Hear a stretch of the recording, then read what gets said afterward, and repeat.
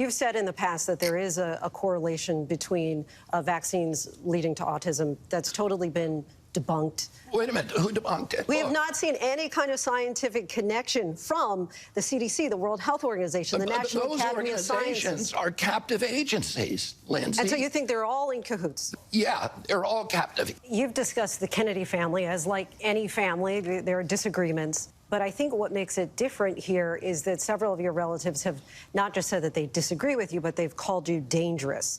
And as you're probably well aware, there were two of your siblings and a niece who wrote in a Politico article back in 2019. He's helped to spread dangerous misinformation over social media and is complicit in sowing distrust of science behind vaccines. We stand behind him in his ongoing fight to protect our environment. However, on vaccines, he's wrong. Your sister Carrie has said, I love my brother Bobby, but I do not share or endorse his opinions on many issues, including the COVID pandemic, vaccinations, and the role of social media platforms in policing false information.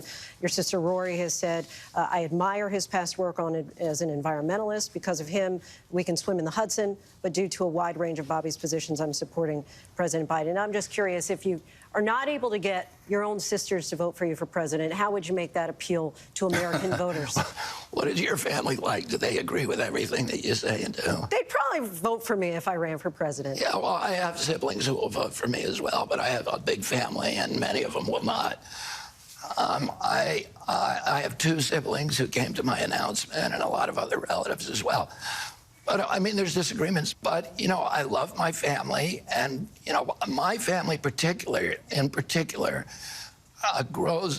we grew up arguing with each other, and we are very, very, I think, say, comfortable disagreeing with each other, both publicly and privately on issues, and at the same time loving each other. And that's something that I think is a lesson that we ought to learn for this country. We can disagree with each other without hating each other, without vilifying each other, without marginalizing each other. I'm just making a distinction on just using your family's words, calling you dangerous. I was just using your family's words to call you dangerous rather than saying that's not like the typical family that might have disagreements around the kitchen table. And how do you expect me to respond to that, other than saying they were wrong about the issue that they consider me dangerous? Oh, that's a fair response. And my other point is just that if you don't regard the same scientific authorities... Science is rarely static. There are very few scientific principles that are immovable. Science is dynamic. And, you know, look, I've argued over I've litigated over 500 lawsuits. In every one of those lawsuits, there are experts, authorities on one side, and experts and authorities on the other that are saying the exact opposite thing. So, no, I don't trust authority. I need to see the details. I need to see the science. Your final pitch to voters.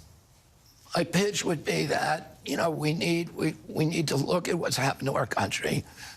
We need to try to arrest this emergence of corporatism, of the corrupt merger of state and corporate power that's undermining our values, that's strip mining our landscapes, that is stealing the assets of the middle class of this country, that is compromising the values of this country, that's keeping us in a constant state of war, and that is creating a nation that doesn't resemble the nation that, you know, we all love, which is a nation with a handful of billionaires and widespread poverty, in which democracy does not have a prayer of continuing. And let's try to take a new path that will allow us to give our children a country that is, once again, a moral authority around the globe, an exemplary nation, and that has a booming middle class in this country that can sustain democracy.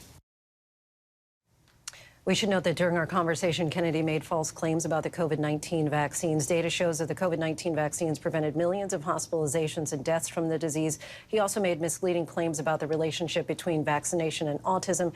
Research shows that vaccines and the ingredients used for the vaccines do not cause autism, including multiple studies involving more than 1 million children and major medical associations like the American Academy of Pediatrics and the advocacy group Autism Speaks. We've used our editorial judgment and not including extended portions of that exchange in our interview. We thank Mr. Kennedy for the conversation.